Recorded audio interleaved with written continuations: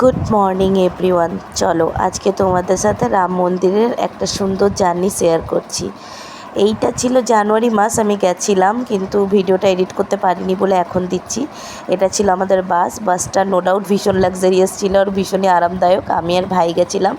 এইটা হচ্ছে রাম মন্দিরের মানে লাইন, অনেকটাই ভেতরে হেঁটে হেঁটে যেতে যেতে তবেই মন্দিরটা পাওয়া যায়। বাট লাইনের মেনটেন্স খুব ভালো, 5-6টা লাইন দেওয়া যাবে, মাঝে মাঝে বসার জায়গা আছে। এটা হচ্ছে রাম মন্দিরের এন্ট্রি গেট, যেখানে চাবি রাখার জন্য, মোবাইল রাখার জন্য, ব্যাগ রাখার জন্য আলাদা আলাদা কাউন্টার আছে, জুতো রাখার জন্য এগুলোতে কাউন্টারে সব কিছু জমা করতে হয়।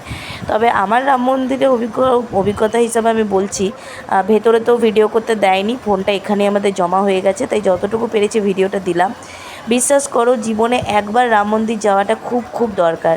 তোমরা বলবে কেন? কারণ এত সুন্দর আর্কিটেক্টের কাজ, মানে কি নিখুঁত। এই যে দেখছো কত বড় ধূপ, নাকি এটা তো 1 সপ্তাহ না এরকম কতদিন জলে বললো। বিশ্বাস করো, আমাদের ভারতের সংস্কৃতির যে এত এত ট্যালেন্ট রয়েছে, তোমরা না গেলে বিশ্বাস করতে পারবে না। এত সুন্দর নিখুঁত পাথরে খোদাই করা কাজ, যা সত্যি নিজের চোখে না দেখলে বিশ্বাস করা যায় না। কি আছে ওই তাজমহলের থেকে অনেক অনেক অনেক বেশি সুন্দর রাম মন্দির, আমি সত্যি কথা বলছি। আমি দুটোই ঘুরেছি। এটা ছিল গঙ্গাঘাটে এখানে আরতি হয়, তো আমরা আরতি দেখার সুযোগ পাইনি, খুবই শর্ট টাইমের জন্য গেছিলাম, একদিনের জন্য। বাট ওভারঅল অভিজ্ঞতা নো ডাউট খুব খুব খুব ভালো। তোমরা পারলে একবার ঘুরে এসো, মন ভরে যাবে।